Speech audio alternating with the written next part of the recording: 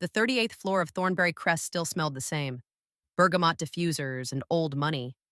I'd memorized that smell over 4 years here, back when they called me promising. Back before Lucien Marchand stood in a glass conference room and told the partners I wasn't leadership material, then signed my best deal with his own name. 6 years. I never came back to defend myself. This morning, the elevator doors opened onto that same floor, and the receptionist looked up with a polite, rehearsed smile. "Welcome to Thornbury Crest. Are you here for the 9 o'clock?" "I am," I said. "I'm the one buying it." People think investment banking is about money. It isn't. It's about whose name ends up on the deal. I learned that the hard way on the 38th floor of Thornbury Crest Partners, in a building where the windows ran from the carpet to the ceiling, and the city below looked like something you could buy and sell. I was 29 when I walked in for the first time, carrying a leather portfolio my mother had given me, and a belief that good work spoke for itself. It took me 4 years to learn that good work doesn't speak. Someone speaks for it, and that someone decides whose mouth the credit comes out of. My name is Linnea Castellani. Today I'm a managing director and head of mergers and acquisitions at Aldermont Capital, one of the most aggressive buy-side firms on the street. But this story doesn't start at Aldermont. It starts in a glass conference room I used to think of as the closest thing I had to a future. When I joined Thornbury Crest, I was a senior associate on the financial institutions team. The work was brutal: 18-hour days, models that had to balance to the dollar, pitch books reprinted at 2 in the morning because a partner changed his mind about a font. I loved it anyway. There's a particular kind of person who finds peace inside that pressure, and I was one of them. Give me a distressed balance sheet and a deadline, and I went quiet, and certain in a way I never managed in the rest of my life. For 3 years, I built a reputation the only way you can in that world: by being right when it mattered and silent when it didn't. I structured the carve-out that saved a regional lender from collapse. I ran the diligence that killed a deal everyone else wanted to do, 2 weeks before the counterparty's fraud went public. The senior partners started routing the hard problems to me, not because they liked me, or half of them couldn't remember whether my name had one N or two, but because the work landed when I touched it. And then there was Lucien Marchand. Lucien was a managing director when I arrived, the kind of man the firm had built an entire mythology around: tailored to the millimeter, voice like warm gravel, a memory for the names of clients' children that he deployed like a weapon.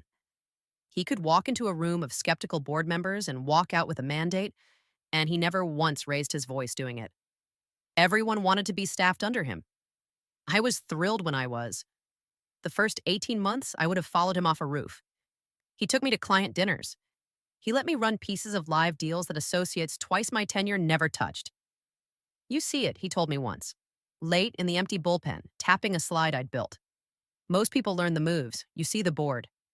I carried that sentence around like a coin in my pocket for years.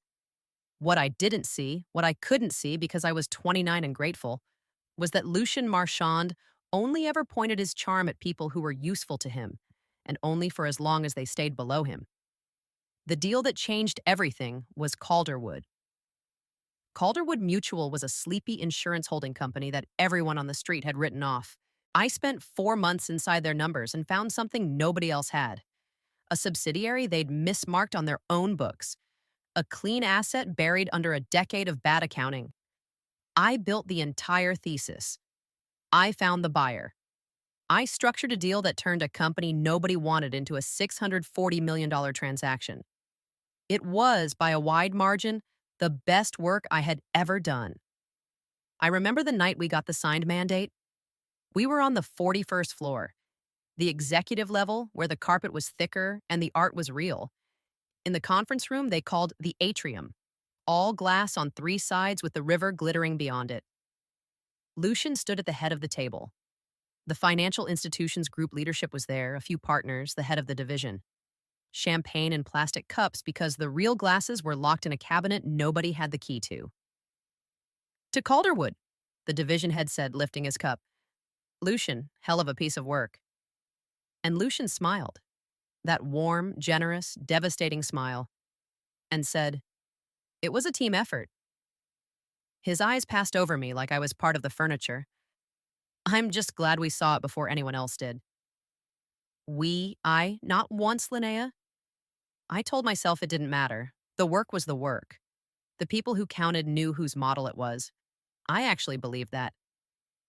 3 weeks later, my year end review was scheduled for a Tuesday at 4. I came in early.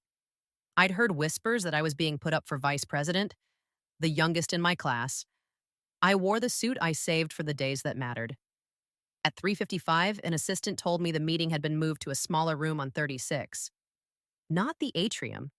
Not anywhere I'd been told good news before. I should have known then. The geography of a building tells you everything, if you've learned to read it. The good rooms face the river, the bad rooms face the air shaft. I walked to 36 and put my hand on the door, and through the glass I could see Lucian already seated, and beside him a woman from the human resources group I'd only ever seen at terminations. I didn't know it yet, but I was about to lose 6 years.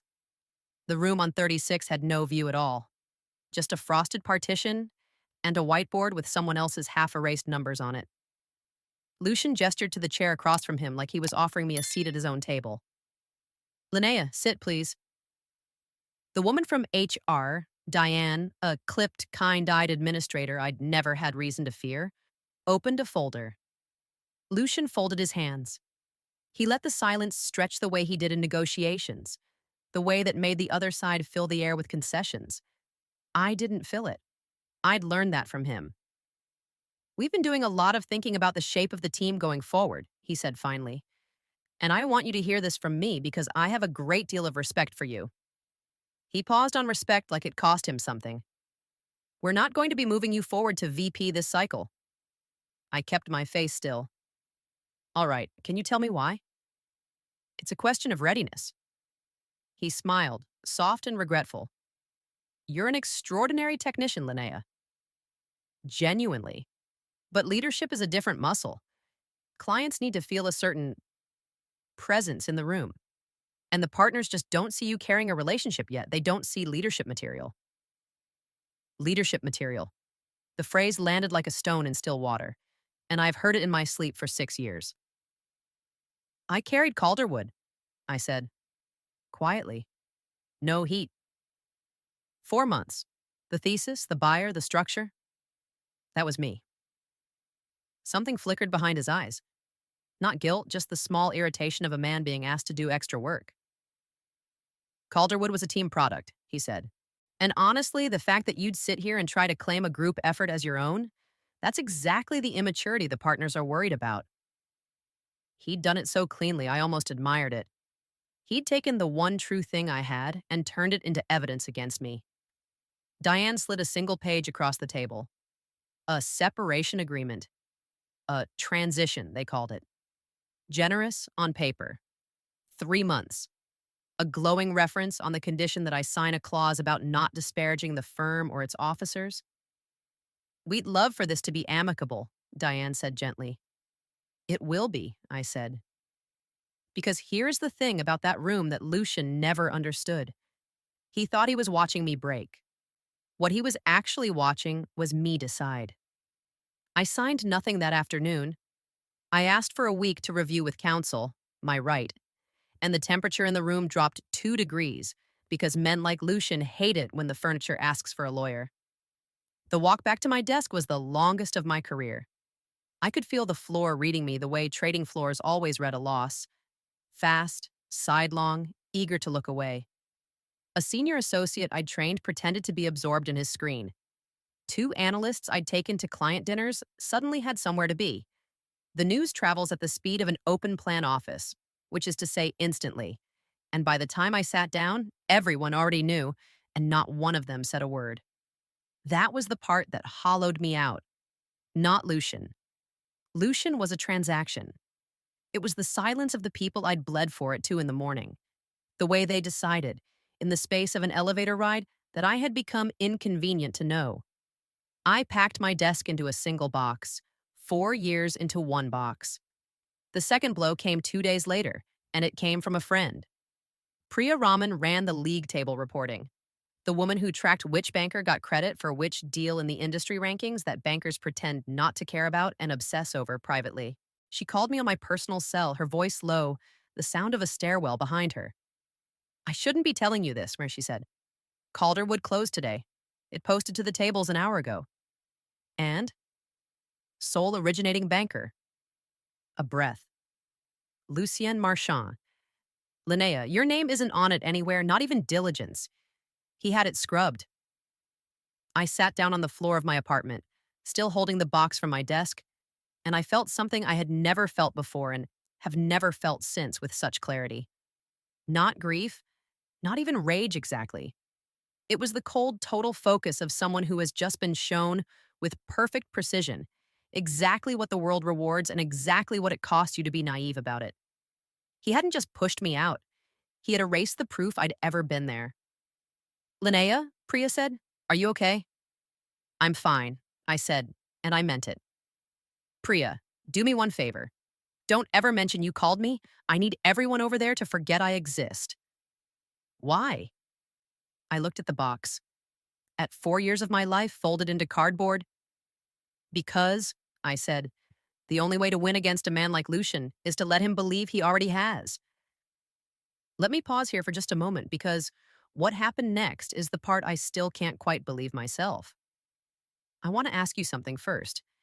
If you'd been in that elevator, if you'd been one of the people who suddenly found their screen so fascinating, would you have said something? Or would you have looked away too?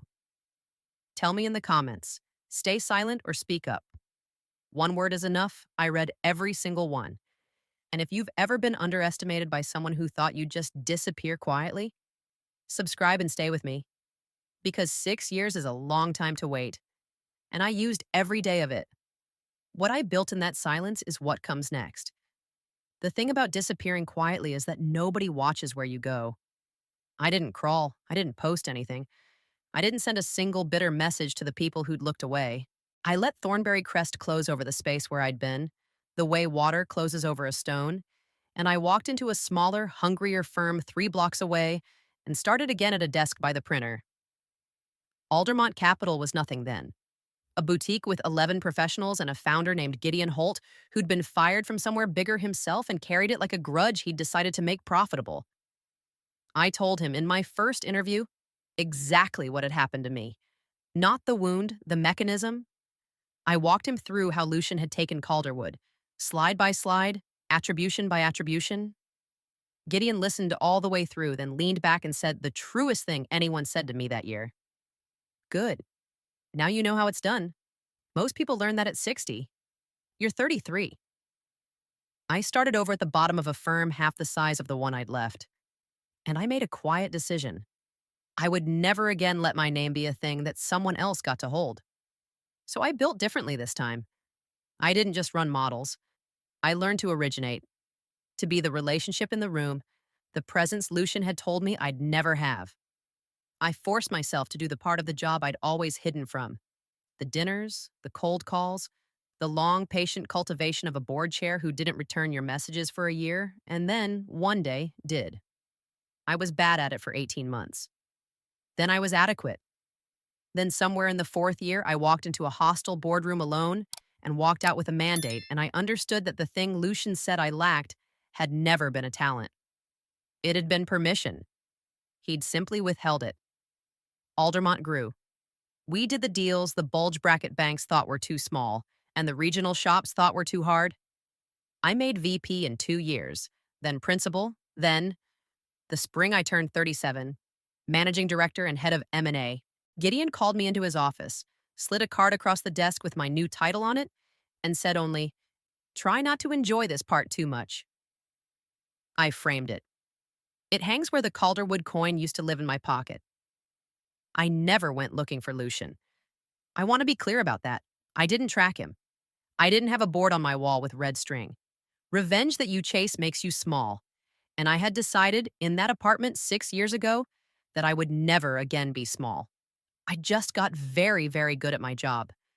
And the thing about getting good at this job is that eventually the deals come to you. Last March, Gideon forwarded me a confidential mandate. One of our largest clients, a financial services conglomerate called Palan Group, wanted to make an acquisition. A mid-tier investment bank with a strong franchise, an aging client roster, and a balance sheet that had been quietly deteriorating for 3 years under leadership that spent more on its own mythology than its risk controls. The target was Thornbury Crest Partners. I read the name 3 times before it registered.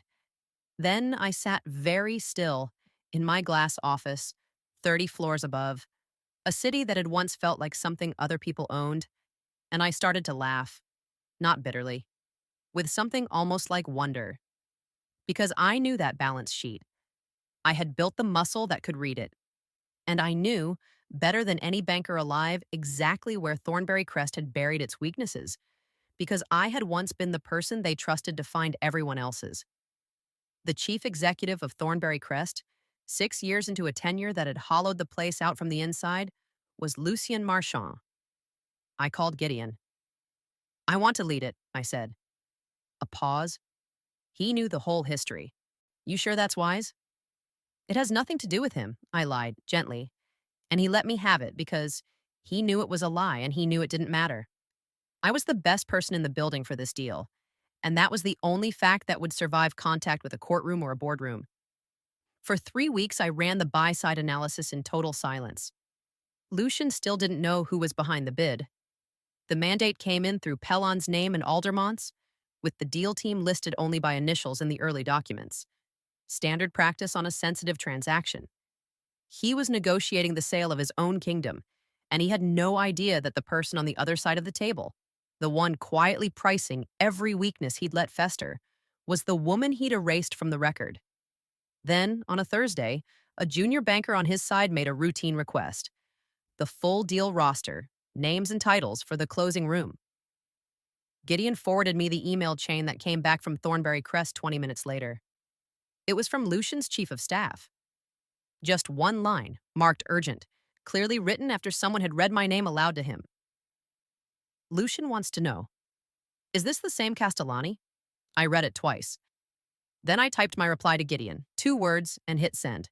"Confirm everything." The closing room at Thornbury Crest was the atrium. Of course it was. The same glass on 3 sides, the same river burning gold in the late afternoon light. The same room where 6 years ago Lucian had lifted a plastic cup and said, "We," until my name disappeared. They'd locked the good glasses away again. Some things don't change. I arrived early on. I always do. It's a habit from the days when I had to prove I belonged in rooms like this. I set my portfolio at the buy-side end of the table and clipped my nameplate into its little brass holder.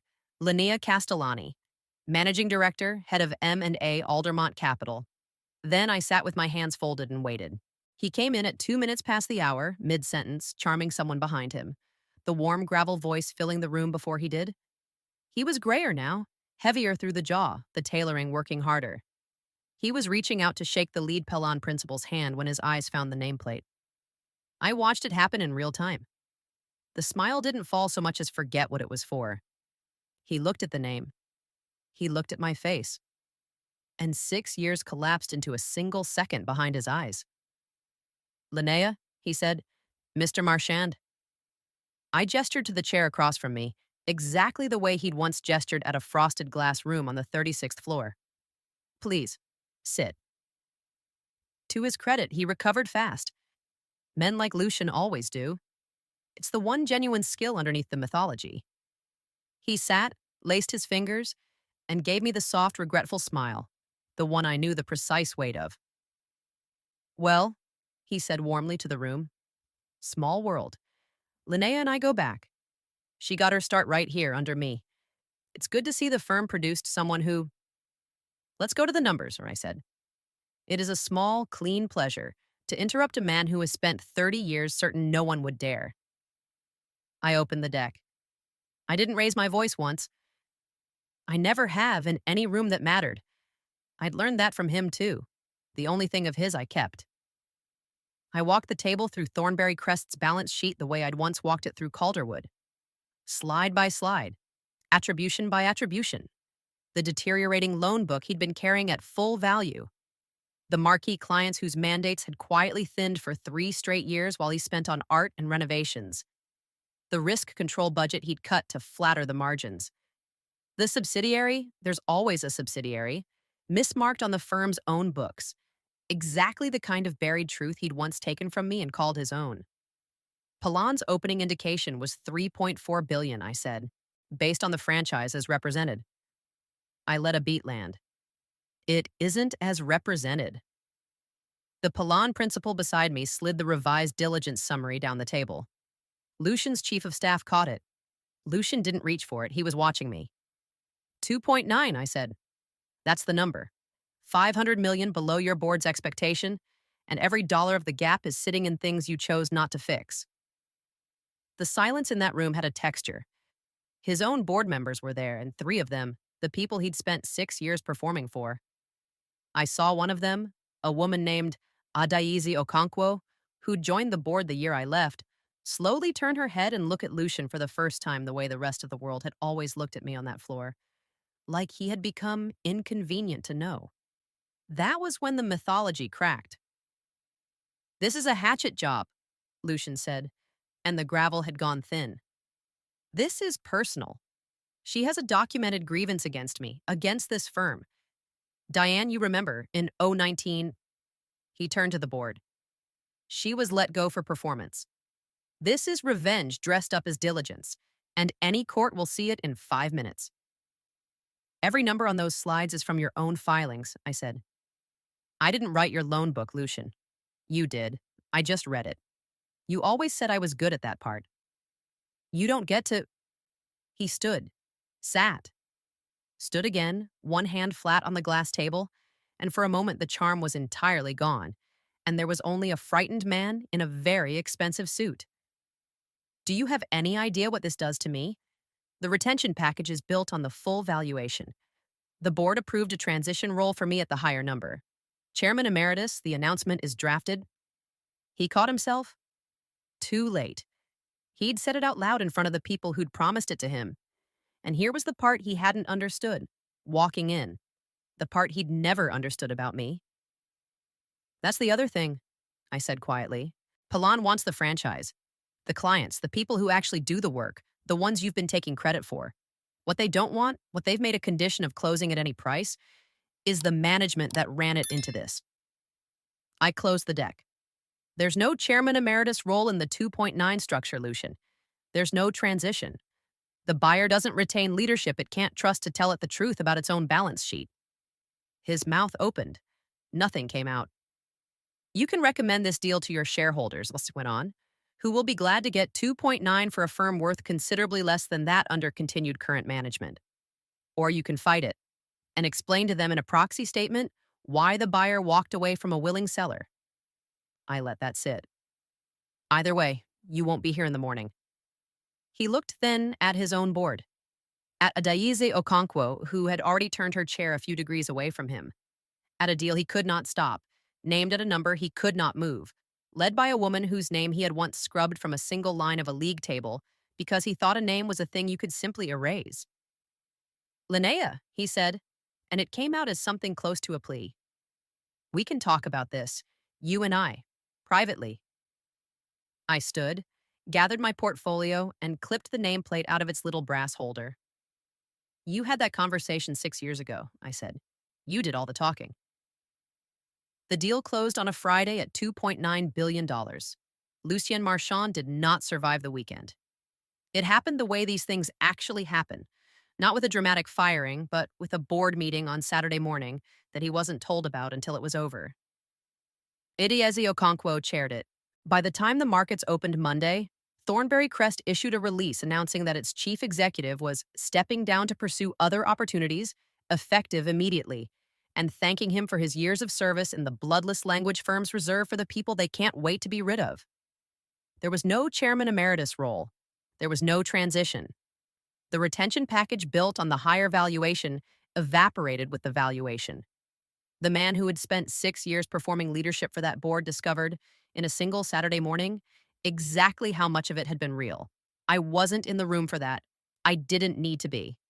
I'd learned a long time ago that the most complete victories are the ones you don't have to watch. The integration took most of a year. Palan wanted the franchise, and the franchise was the people, the analysts and associates, and the quiet, load-bearing professionals who'd kept the place running while the man at the top spent on diffusers and art. I made it a condition of my own continued involvement that we kept them. The ones who'd looked away from me in an elevator 6 years earlier, the ones who'd suddenly found their screens fascinating, most of them stayed. I never raised it with a single one of them. There's a particular dignity in letting people wonder whether you remember. Priya Raman, the woman who'd called me from a stairwell with the truth about the league tables, I hired directly onto my team. She runs strategy for me now. The first thing she did was pull the historical attribution data on the Calderwood deal and ask carefully whether I wanted to correct the record now that I could. I thought about it for a long time. The power to rewrite that single line, to put my name back where it belonged, to make the league tables tell the truth at last, was finally completely mine. No, I told her. Leave it. She looked at me like I was mad. He took the credit, I said, because he thought the credit was the thing that mattered. That's the part he never understood. The name on the league table 6 years ago bought him exactly one thing, a reputation he then had to live up to and couldn't. I nodded toward the window, toward the building 3 blocks away that we now owned. And the work I actually did, the thing he couldn't take, because it lived in me and not on paper. That's what put me on the other side of that table. Let the record say what it says. The record was never the prize. As for Lucian, a man like that doesn't vanish. He just resizes. For a while, the industry press ran the polite obituaries of a career. Visionary, complicated legacy, abrupt exit. He surfaced 6 months later at a small advisory shop, the kind that trades on a famous name precisely because the name no longer commands a real one. I heard, secondhand, that he tells the story of Thornbury Crest as a tale of a hostile buyer and an unfair board. A great man undone by smaller people who didn't understand the franchise he'd built. He doesn't mention me by name. I think that's the part I find most fitting. He spent his whole life understanding that a name is a kind of currency. And in the end, the only way he can live with what happened is to scrub mine from the story all over again. Let him. I know whose deal it was. I went back to the 38th floor one last time, after the integration was done, after the Thornbury Crest sign came down and the new one went up. The bergamot diffusers were gone. The bad rooms still face the air shaft and the good rooms still face the river because some geographies are permanent. I stood in the atrium where a younger version of me had once watched a man lift a plastic cup and erase her with a single word, and I felt, I want to be honest about this, almost nothing. No triumph. No closure, even, in the way people promise it. Just a kind of quiet I recognized. The same quiet I used to find inside a distressed balance sheet at 2 a.m. The certainty of someone who finally knows the shape of the board. A young analyst found me there, 26 maybe, sharp-eyed, the kind who's just learning that good work doesn't speak for itself. She'd built a model I'd flagged in a review and she'd come to defend it, nervous and stubborn at once. It balances, she said. I checked it 4 times. I know it's right. I looked at her work. It was right. It is, I said. And being right is the easy part. I handed it back to her. The hard part is making sure the right people know whose name is on it. Don't ever learn that the way I did. She didn't understand. She will. I took the elevator down through a building I'd been pushed out of and now, in every way that counted, owned. The doors opened onto the lobby, and the late light came through the glass the same as it always had. People think investment banking is about money. It isn't. It's about whose name ends up on the deal. I know mine now. Nobody gets to hold it but me.